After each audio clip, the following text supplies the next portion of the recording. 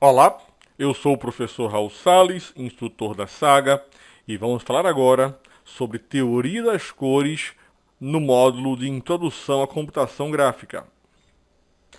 As cores na computação gráfica possuem um importante papel, seja para criar uma reação específica emocional naquele que é o receptor, naquele que é o alvo da criação, seja para melhorar a organização dos elementos dentro de nossa composição. De qualquer maneira, qual que seja o objetivo, as cores se tornaram um recurso valioso no processo de criação. As cores também são comumente utilizadas para expressar signos, expressar significados, em alguns casos até alguns tipos de relações conceituais sociais, como por exemplo a velha separação entre a cor azul para meninos e a cor rosa para meninas. Qual que seja o motivo, as cores possuem um papel importante para antecipar a informação.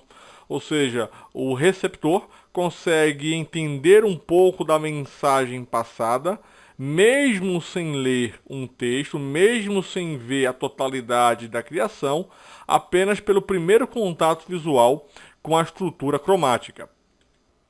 Nós podemos separar os tipos de cor basicamente em dois grupos.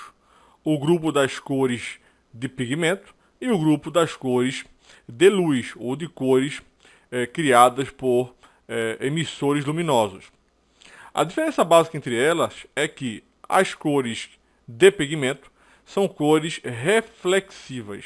São cores que são pigmentos aplicados em substratos como tecidos, papéis, materiais sólidos de qualquer tipo e que apresentam a sua cor, são visíveis porque eles rebatem a luz que é adicionada sobre eles. Enquanto que as cores de luz, as cores luminosas, são aquelas que são derivadas de emissores de luz, como por exemplo o próprio Sol, que é um emissor de luz poderoso, mas que no caso nós não conseguimos visualizar separação de cor, porque todas as matizes de cores estão misturadas entre elas, como monitores de computador, por exemplo, como projetores que emitem uma luz com a imagem em uma tela qualquer.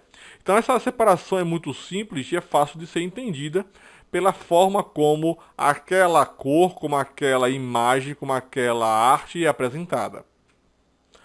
Tanto no grupo das cores luz como no grupo das cores pigmentos, nós podemos separar as estruturas em cores primárias, secundárias, terciárias, que são cores que são resultantes de uma ou que são aquelas que servem como base inicial para o trabalho.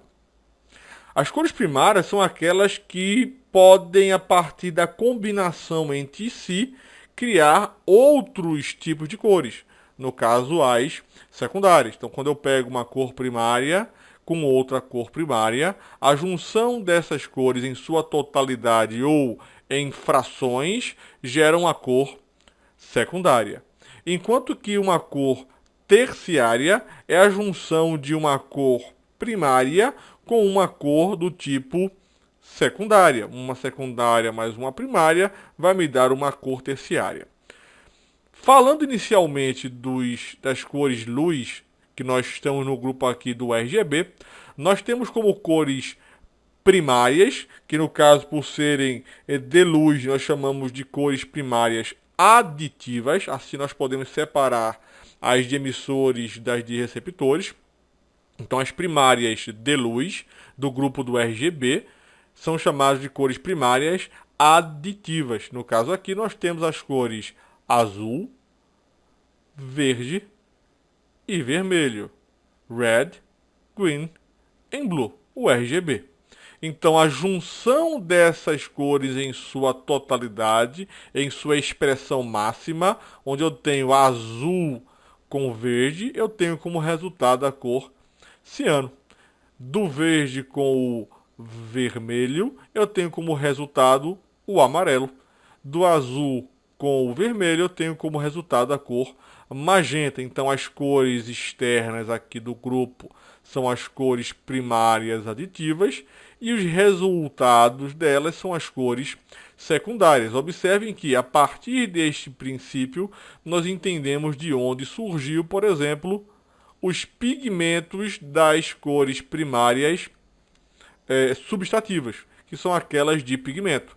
Então, observem que agora, neste subtrativo, a junção das cores primárias, todas elas, resulta na cor preta, enquanto que no RGB a junção de todas as cores em sua totalidade nos dá como resultado a cor branca. E a ausência de luz, a ausência de informação luminosa, tem como resultado, na parte externa, o escuro, o preto. Enquanto que no padrão de cor de pigmento, a ausência de cor, a ausência de pigmento, nos dá como resultado a cor do substrato, que neste caso está sendo representado pela cor branca, que é a mais comum em impressões de diversos tipos, porque não vai gerar influência sobre os pigmentos aplicados sobre ele. Bem, agora nós veremos como trabalhar, como funciona a visualização dessas cores quando elas não estão em sua totalidade. Isso nós chamamos de saturação. A saturação é o processo, é a situação em que a cor utilizada, a cor apresentada, se encontra com uma variação percentual de aplicação, onde neste círculo de saturação nós temos as cores em sua totalidade na borda desse círculo.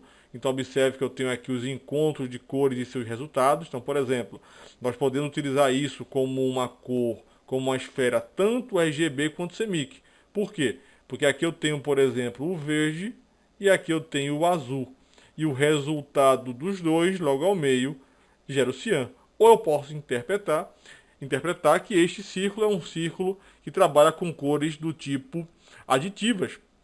Então, no caso aqui, nós teríamos um círculo utilizando pigmento, utilizando as cores do espectro RGB, onde eu teria então o cian e o amarelo, e a junção dessas duas cores nos resulta o verde, exatamente como apresentado no espectro do tipo CMYK. Observem que na saturação, esse círculo de saturação nos mostra que mais ao centro as cores são mais claras e que, obviamente, a resultante de cores dessaturadas vai gerar resultados diferentes. Isso é capaz de nos dar um espectro cromático bastante abrangente. Junto com o processo de saturação, nós trabalhamos também a questão do brilho. Então, nós temos no brilho a questão de onde eu tenho mais luz sobre o objeto e uma área onde eu tenho menos luz. Então, quando eu tenho luz sobre o impresso, ou quando o emissor está com sua totalidade, o que acontece? Eu tenho as cores em sua exibição máxima. Bem como quando o brilho é reduzido, essas cores vão escurecendo gradualmente. No tocante ao significado que cada cor tem do ponto de vista psicológico, existem vários tipos de ligação entre as cores e as emoções e os humores que são criados. Algumas cores mais vivas possuem geralmente ações mais impactantes do ponto de vista emocional. Elas simbolizam força, euforia, são estimulantes, denotam o dinamismo, enquanto as cores mais frias geralmente estão relacionadas à calma, à tranquilidade, ao relaxamento, como o ciano, por exemplo, que é muito utilizado em decorações de quartos de bebê. Este processo está geralmente associado, está ligado a um processo associativo, ou seja, as referências que nós criamos ao longo da vida e as cores relacionadas à ação. Por exemplo, o céu de manhã ele tem uma coloração mais tranquila, da mesma maneira como os alimentos de maneira geral, os alimentos mais saborosos, mais impactantes, possuem uma coloração mais alaranjada. E estes mesmos alimentos, quando passam do ponto, quando estão em um processo de transformação, tendem a mudar para tons mais frios. Isso gera uma associação bem clara no que diz respeito à percepção daquilo que nos cerca. Então, esse aprendizado no que diz respeito às cores é importante por quê? Porque na criação de um cartaz, na criação de um logotipo, na criação de uma identidade visual, é importante saber qual é a aplicação daquele material para se entender quais padrões cromáticos são mais interessantes para aquela cor, para aquela aplicação específica. A leitura das cores a serem aplicadas em todos os softwares que trabalham com computação gráfica pode ser feita em vários formatos diferentes. Por exemplo, aqui nós estamos fazendo a leitura ou a criação de cores utilizando o padrão RGB. Então, por exemplo, se eu pego um objeto com um padrão cromático qualquer e ativo a lupa, o conta-gotas, aqui com o i, quando eu clico sobre o objeto, ele vai demonstrando ali nas agulhas o valor correspondente à área selecionada. Observe aqui no branco, por exemplo, na parte clara, que ele demonstra um valor de 255, 255, 255, ou seja, no RGB, o branco tem valores máximos. Por quê? Porque são todos os canais de luz em sua máxima intensidade. Enquanto que, quando nós estamos em uma área escura, os valores são todos em zero. Por quê? Pela ausência de luz. Então, no caso aqui, numa área escura, não há qualquer tipo de emissão luminosa. Também posso fazer essa visualização cromática no modo CMYK, cian, magenta, amarelo e o preto, o K aqui do black. Neste caso, quando eu seleciono um padrão cromático qualquer, ele vai me apresentar os resultados percentuais, lembrando que neste caso os valores vão de 0 a 100, onde 0 é total ausência de pigmento e 100 é o pigmento em sua máxima potência. Então aqui, por exemplo, no branco, eu cliquei e ele apresentou valores de 0. Clico no amarelo e vai mostrando os percentuais correspondentes na imagem. Aqui nós temos 100% de amarelo, 100% de magenta, 100% de cian. Entre amarelo e cian, temos aqui os 100% de cada um deles, magenta e amarelo, vermelho com 100% de magenta e de amarelo, entre o ciano e o magenta, 100% de cada um, formando a cor azul. Também podemos utilizar da visualização de outros elementos. Clicando aqui duas vezes, nós podemos visualizar os resultados em Lab, HSB e temos também o famoso hexadecimal. Esta codificação hexadecimal que está sendo apresentada aqui embaixo é a cor correspondente a um resultado para o web. Então, estou fazendo um site para o web, preciso fazer a aplicação de um código de cor para uma exibição, eu posso vir no Photoshop, criar uma cor qualquer, copiar o código e na codificação, por exemplo, do CSS, aplicar aqui a cor que foi gerada. Então é importante a escolha adequada do padrão cromático a ser aplicado. Então, por exemplo, observe que este arquivo aqui em cima na aba do arquivo do Photoshop está sendo exibido como sendo um arquivo que está em CMYK, enquanto que este arquivo de nome RGB está no modo de cor RGB. Eu posso fazer a alteração das cores clicando em Image Mode. Então aqui eu tenho as opções de Grayscale, cor indexada, RGB, CMYK, Lab, Multichannel e por aí vai. Então a escolha adequada é importante para se ter o resultado mais fiel possível daquilo que está sendo criado. Então quando eu crio um arquivo em RGB e mando para uma impressão, para a criação de um material que usa pigmento, o arquivo será gerado. Por exemplo, vou gerar um fotolito, fazer a impressão do fotolito numa image setter, obviamente o aplicativo vai fazer a devida conversão. Entretanto, como a conversão está sendo feita pelo aplicativo, o resultado deixa de ser controlado por você. Então, o resultado final vai ser criado, ser controlado pelo software de conversão. Então, é importante que seja feita a conversão do arquivo, a sua imagem de aplicação para o formato devido, evitando sustos durante o processo de produção. Para se descobrir quais padrões cromáticos eu uso, é muito simples, como falado antes. Qualquer processo de impressão vai se utilizar de processos com pigmento. Então, por exemplo, eu posso fazer utilizando o CMYK, eu posso utilizar cores inteiras, cores chapadas, para se utilizar cores especiais, pigmentos como o Pantone, fazendo cores de tinta já prontas na tinta.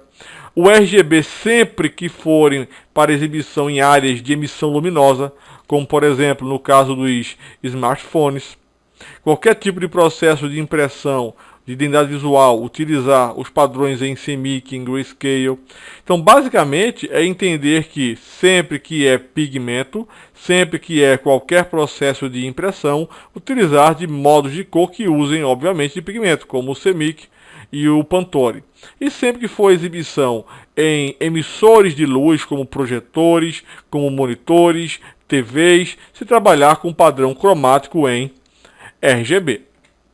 Observem que nos softwares de computação gráfica, como no próprio Photoshop, no momento em que nós vamos criar um arquivo novo, ele nos dá a opção de escolher se será para formatos impressos, está aqui o US Paper, International Paper, ou também nas opções de web, então web, mobile, filmes, todos esses em RGB. Então, por exemplo, quando eu boto ele na opção de US Paper, ele nos dá a opção de papel, e aqui eu tenho como colocar em CMYK.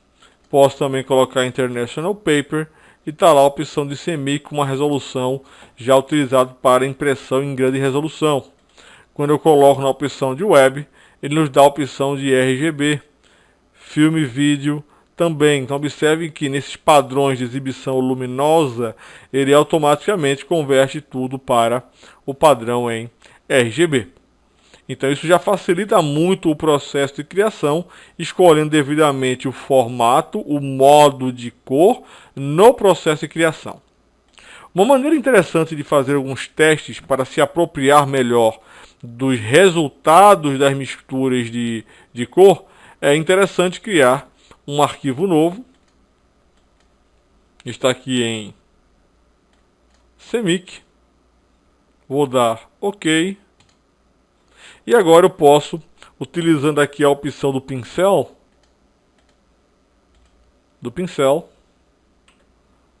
criar alguns testes. Então aqui, por exemplo, eu vou escolher aqui um padrão de cor, pode ser feito aqui no Color Picker ou aqui no Mixer, deixar em 100% de cian, pincel, e agora eu vou aumentar aqui o tamanho do meu brush e a rigidez. Tá lá. E agora eu posso simplesmente pintar. Então com essa pintura, então tá lá, pintei ele aqui em ciano. Eu vou agora clicar no modo de pintura e marcar como Multiply. Então deste jeito em Multiply, ele vai misturar a próxima cor. Agora eu vou escolher 100% de magenta e aplicar novamente. Então observe que aqui eu tenho a cor magenta e o resultado da junção. Farei o mesmo agora aqui com o amarelo. Tá lá, então tem o verde, o amarelo, o vermelho e aqui um preto composto, que é um preto com as cores misturadas, não é a tinta preta. E eu também agora posso fazer alguns testes utilizando retículos. Então aqui eu tenho 50% de amarelo, vou clicar bem aqui. Então observe que o amarelo aqui mais escuro prevalece, obviamente, porque é o mesmo pigmento. E aqui eu tenho um resultado cromático diferente. Então observe agora que o verde resultante do cian a 100% e do amarelo a 54% é diferente. Vamos fazer a leitura, utilizando aqui o nosso conta-gota. Então observem que agora ele mostra que nós temos 100% de ciano com 54% de amarelo. Então desta forma nós podemos fazer diversos testes bem interessantes. Nós podemos fazer pinturas, nós podemos fazer sobreposições de tom de cor, utilizando cores simples, cores primárias apenas, ou então utilizando cores já mescladas. Então o teste aqui é importante para que se tenha uma devida apropriação dos resultados que podem ser obtidos com variações cromáticas. Bem, é isso. Pesquisem na internet opções de artes e separem cartazes, panfletos, timbrados por tipo de grupo cromático, separando as cores quentes das cores frias. Analisem o resultado obtido com cada uma das cores. Façam alguns testes e até a próxima.